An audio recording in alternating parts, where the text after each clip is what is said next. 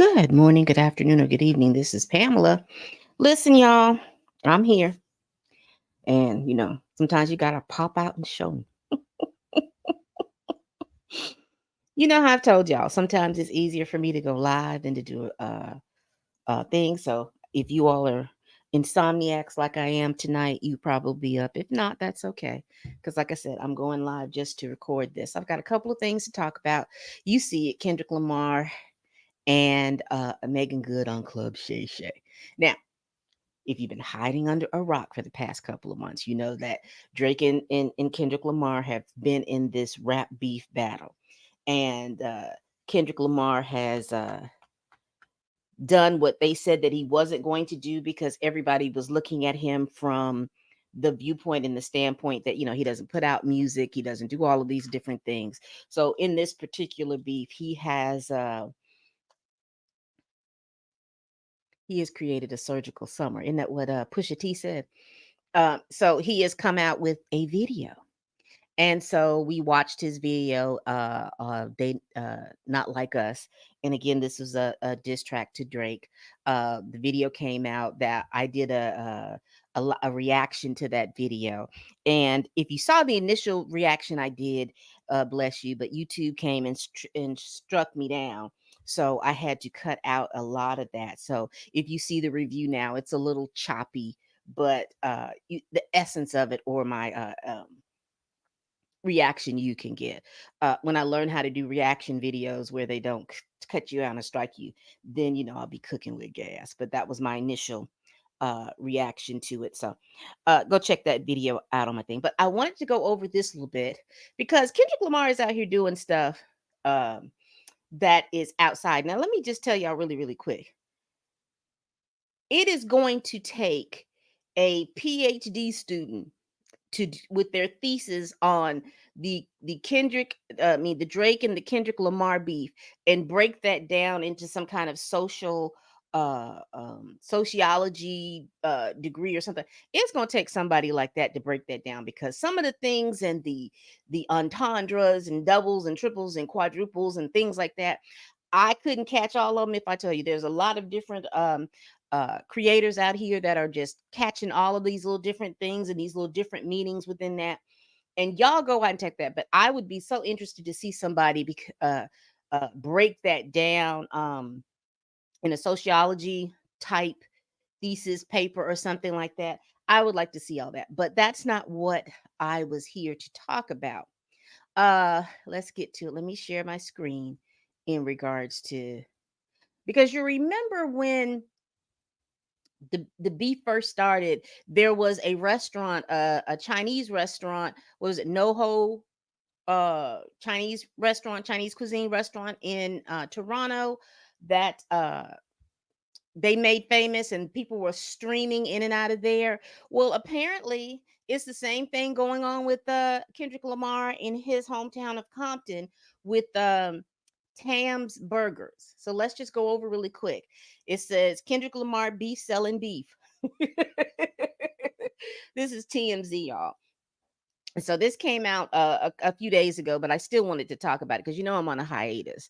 And so again, my new show, my show, Stunt Surgeon Shenanigans, starts its second season next week exactly, and the show will be on Sundays instead of Saturdays.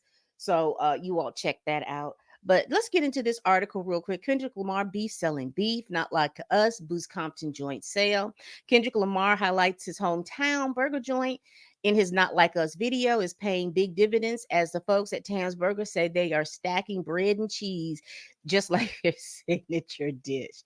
Tam's Burger's manager, Lario Hernandez, and his son Byron No tell the TMZ hip hop customers have been flooding their Roscoe Avenue location in Compton all weekend after K Dot released a smash music video on the 4th of July.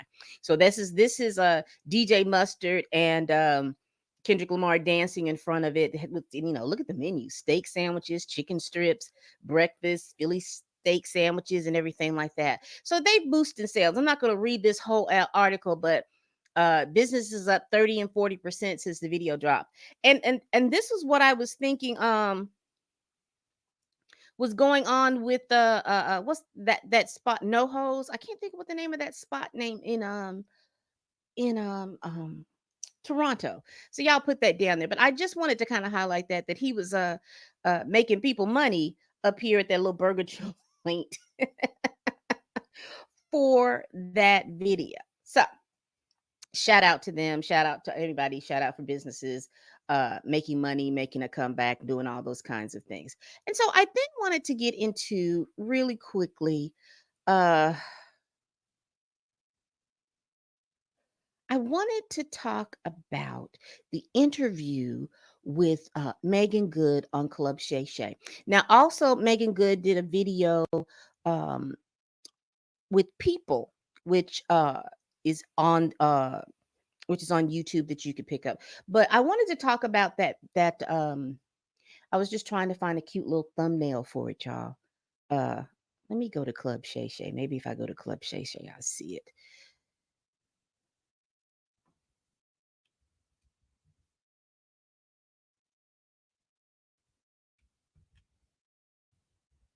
Give me one moment, y'all, because I'm not gonna play it.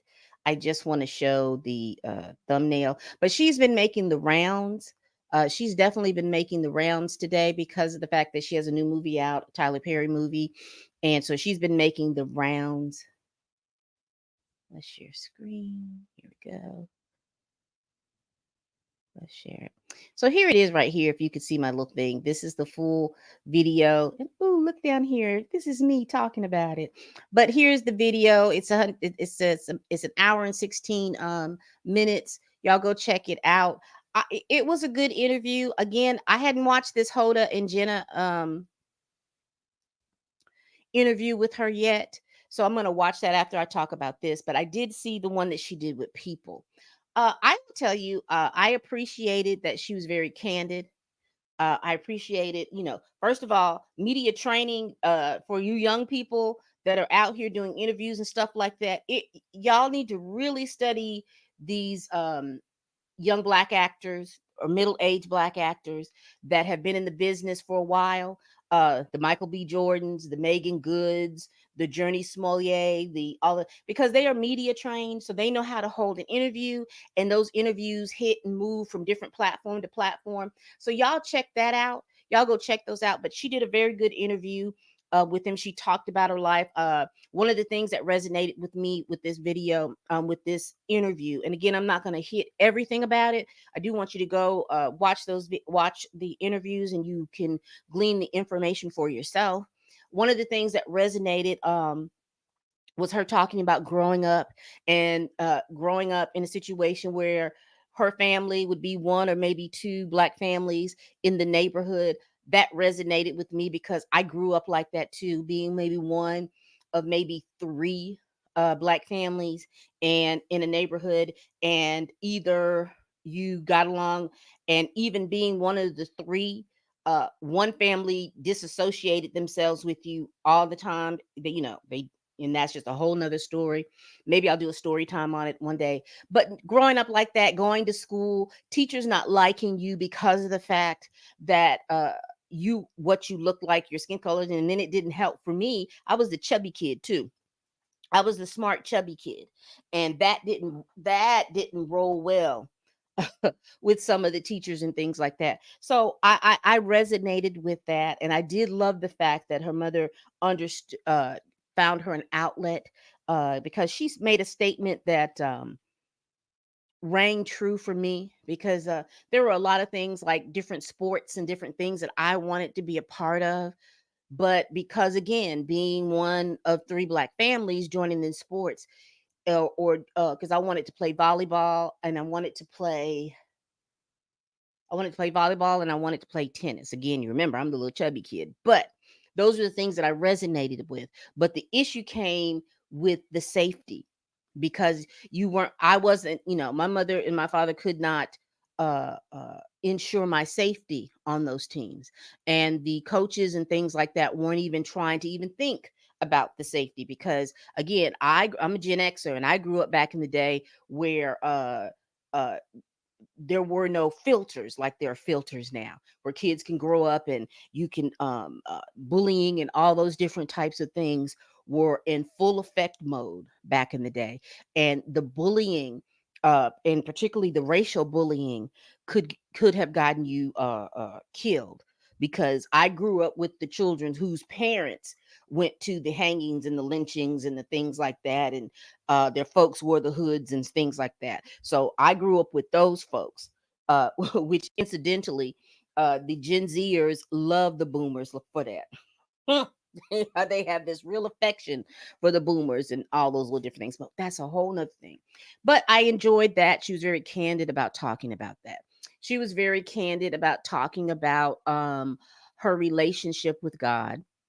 She was very candid, and one of the things that I liked about her, because honestly and truly, she could have lambasted the church.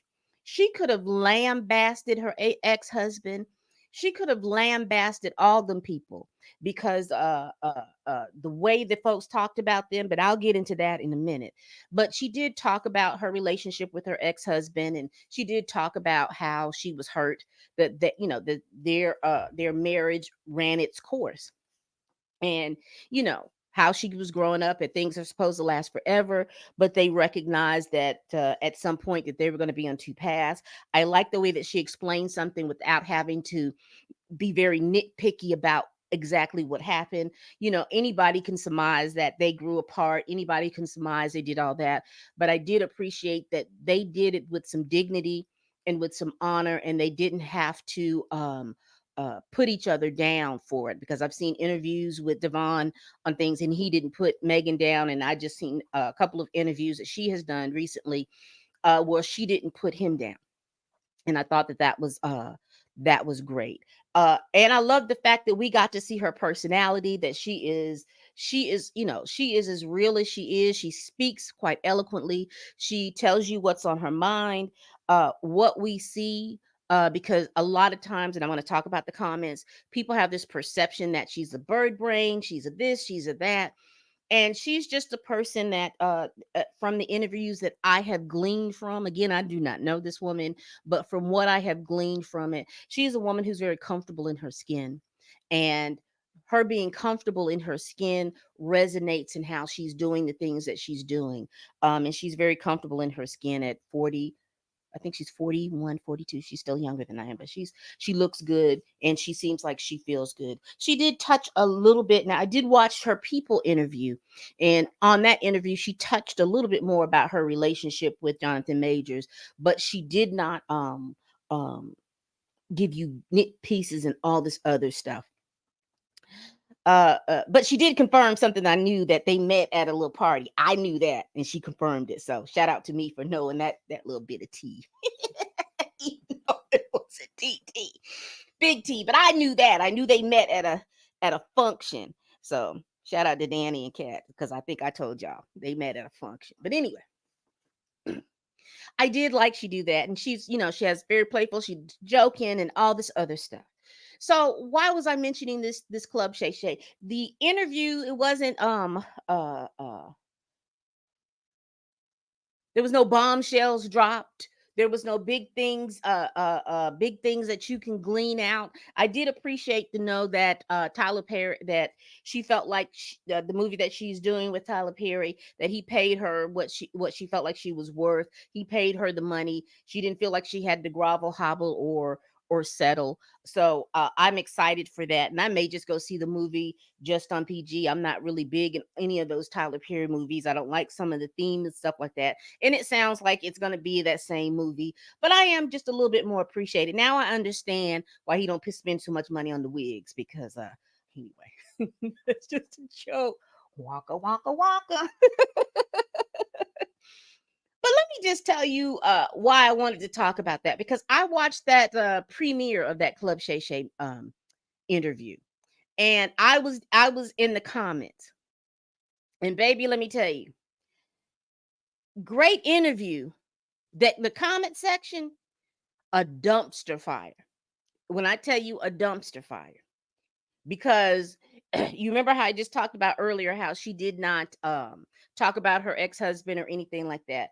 Child, I was in them in them comments, and you know what made me really, really sad about in those comments? Uh, it was a whole bunch of women going clean off. And then when you sat there, it's like, why are you mad at this woman? What really got you mad? So you had this one section. So I broke it down into three sections. You had the section, that one section, who was like, well, she should have stayed with her ex-husband. She should have done this. She should have stayed there. She was with that preacher. She was better off with that preacher. Now I was in my house doing that number right here. Oh, really? Because see, I remember the comment sections and the videos. If you can go back here on these you of the tubes, I remember those videos where y'all went clean smack off on this woman for being with this. She's with the pastor, and she can't be no mother of the church, being no actress. She can't be no mother of the church, doing this, doing that. Oh, you remember the video with the lady standing up in the back? And Devon had to defend Meagan because she was like, "Well, I walked past the magazines going into thing, and I saw you in this dress, and we gonna cover up, aren't we?" You know, y'all didn't like her in the church. You talked about it then. So now, why is it that now she should go back there? You didn't like her there. You didn't like her earlier when she was out living her life when she was younger. She was a bird, according to you all. Now I'm just talking about what I read in the comments and stuff like that. This is what you all said. You talked about that woman bad then. Now it was a bad look having Khloe Kardashian carry walk around with you with the little chain around her neck. That was a bad look, nigga. That was just a poor decision. I would say that. But other than that, you all weren't appreciative of her then. When her and Devon got divorced, you had issues and problems with her. Oh my God, she's dating some young man. Oh my God, she's going here, she's going there. And then, oh my goodness, she started dating Jonathan Majors, and half of y'all lost your heads. I guess he found his Coretta. It cost her a lot to be out here acting like Coretta. This is all the stuff that was going on in the comments. And then you had the people who were mad because she was no longer with the pastor. You had the people that were mad because she's currently in a relationship with Jonathan Majors. And then you just had people who were just mad and hating just for the to see how many people were going to thumbs up their little comments, talking about, oh my God, she's so skinny. Oh my God, I can't believe she's like this. Oh my child, she's always been thin ever since I've known her. I've seen her on these shows. She's always been thin. The only difference with her between then and now is that she looks like she works out a lot. She's a little bit much toner. Her size hasn't changed. She's just toner. She doesn't have uh all the baby fat. Shout out to them baby fat jeans back in the day. But she doesn't have all that. But I'm just saying that reading those comments were very, very disheartening to hear. And then you'll hear women say, we always need to lift each other up, but not the way that comment section was looking. Not the way that comment section. Because if you looked at that comment section during the Club Shay interview when it premiered, if you are someone that's on TikTok, if you're someone who was on, it's all in those places right there. You would be surprised because we all talk about unity and being together and all of this other stuff, but that comment section, there were more men being considerate in those comments than women were. Y'all, child, I'm just gonna tell you, I was ashamed. I was just ashamed. I was like, wow. I mean, y'all weren't even paying attention to the interview because everybody was waiting to push this little comment. So when she talked about, the gems that she talked about all the people that she had come in contact with, like Michael Clark Duncan, all the people that breathed life in her and gave her little gems about being patient, knowing what's for you. So she was never out here competing with each other, going off with other women about the roles and things like that, because she didn't have to, because she knew what was for her. Michael Clark Duncan talked about some things, making sure that when she's on the set, she treats everybody with respect. Terrence Howard gave her some information she gleaned from. I think she talked about Alfred Woodard. Is that what she was talking about? what's the lady that played on Eve's Bayou with her? Eve's Bayou with her. Just a whole lot of little different things. And no one was pulling that information that she talked about. She talked about being a child actor and being in the business and talking about the stuff that she was showing Jonathan Majors. He's been in the business 8 years. She's been in the business 30 years.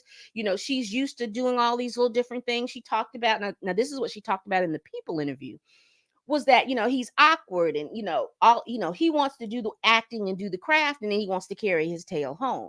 So when he's out here and stuff like that, the awkwardness that you see and everything like that, that is just truly who he is. He is awkward. And so I enjoyed those. I enjoyed gleaning that information that she had given, but she pulled a lot of gems out of that interview. But everybody in that comment section, everybody who I could identify as a woman in those comment section was cutting a pure fool down in them comment sections. A pure fool. So she's got several interviews. She is promoting her new movie. If you all are interested, is that something that you like, go support her and go out here and check out these movies. I do know, and I did see that there was a video of Jonathan Majors dancing and having fun at the premiere of the movie that let me get the name of that movie. Divorce in the Black. That's the name of it, Divorce in the Black. That is the new Tyler Perry movie. But if go support it, if you are a good, if Meagan Good or if Jonathan Majors tickles your fancy, go support those. Go support the movie if you like. Everybody has their issues about everything, but if that's what you want to do, support it. But I just think I did see that video, and I did see what was going on in the shade room. And my insomnia has me right now, but I'm just, when I'm in my insomnia, I'll say what I say what I mean, and I mean what I say, and I will stand firm in the words that I have spoken, okay, people. But what I have noticed in particular about publications, in particularly publications that are supposed to be Black American driven with positivity and all this other stuff. What I have noticed, save maybe a couple of them, they're either owned by corporations that are majority white, that are having those particular publications to be able to have those particular publications to be able to make money. I'm just gonna say it. Whether they make monies by the ads, the clicks and views of all the negativity that goes on, they do that. I know that to be, we know that that's common. That is something that we've grown up. But what is here that I have noticed, and I probably only picked up on it maybe a couple of years ago, but it seems to been happening maybe 15 to 20 years for now. But another part of that is that some of these other publications, they are owned by Black folks in the diaspora. That, you let me tell it, they don't like Black Americans, but they gonna make money off of Black Americans. Everybody makes money off of Black Americans, from their joy, from their pain, from their productivity, or whatever. That includes the Shade Room, that includes Media Takeout. A lot of those publications are owned by first generation Africans living in the United States of America. And so you see all of these comments, and then you see all these people feeding into all of these little different comments and things like that, because the negativity sells. And then when you jump in here to say something negative about this person, but then when something positive happens, you're crickets. It's like, oh, that's the oddity. That's the oddity. Oh, when the positivity happens all the time, but people treat that Black American positivity as the oddity. But anytime anything that's salacious and stuff like that, boy, I'm telling you, you can pick up on that like I don't know. I don't have the words for that. There is a word for it. I just don't have the word for it. Hey, chill. Yeah.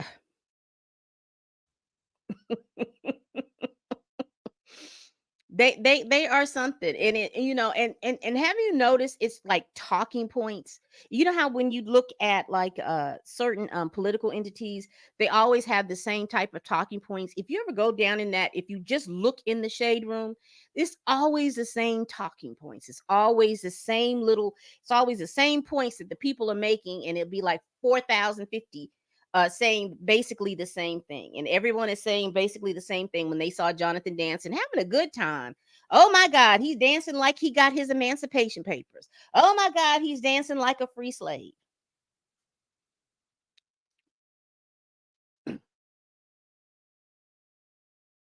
Something's not right. And then it makes me think too, for the number of people that say they don't participate and stuff like that. Sometimes I'm starting to question. And even when I was in those comments on Club Shay, one of the things that and it could be my sensitivity, and it could be me looking at certain things in a different way. Sometimes I don't think that there are black people behind those with those avatars. I'm saying avatars with their pictures and stuff like that. You see black people, or you'll see a little, you'll see it, but I don't think that those people are real. You think some of these people are AI? And the reason why I say that is the vernacular. That's all. It's the vernacular and how you're because everybody wants to speak AAVE. Everybody wants to be cool and hip and speak AAVE, and then at the same time tell you how you're not speaking good English or the Queen's English or all this other stuff. But you want to speak AAVE, and everyone has a problem with that. But no one has a problem when someone is speaking pidgin, and no one has a problem when speaking patois, whatever it is. No one has a problem with those broken English or broken French or whatever you want to call it. But when it comes to Black Americans, you have an issue with AAVE. But I've just noticed that when I do see, or you want to call it something different, you want to call it Gen Z lingo. That's just Gen Z lingo. No, it's not.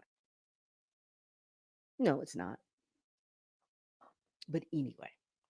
But I've just noticed there's ways that they string words together. There's too many isms. I don't know what the isms that it is, but you springing too many of them together, and it doesn't sound right. It doesn't look right on paper, number one, when they type it. But then when you hear them try to speak it, it doesn't sound right either.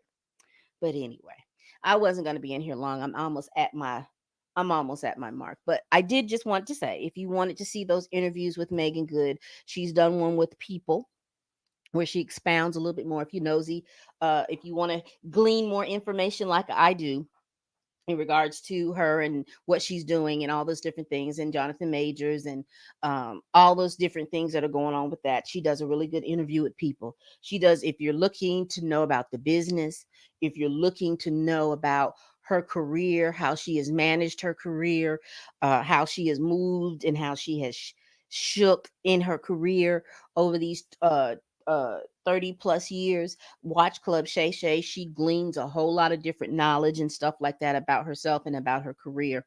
If you are interested in watching the movie, she has done. I'm gonna go watch her interview on Hoda, but she's done a couple of interviews. And her Instagram feed is pretty good. Let me see this. What was this, Jill? The top comments are made because there are bots that give likes. And I really do believe that. I really do believe that.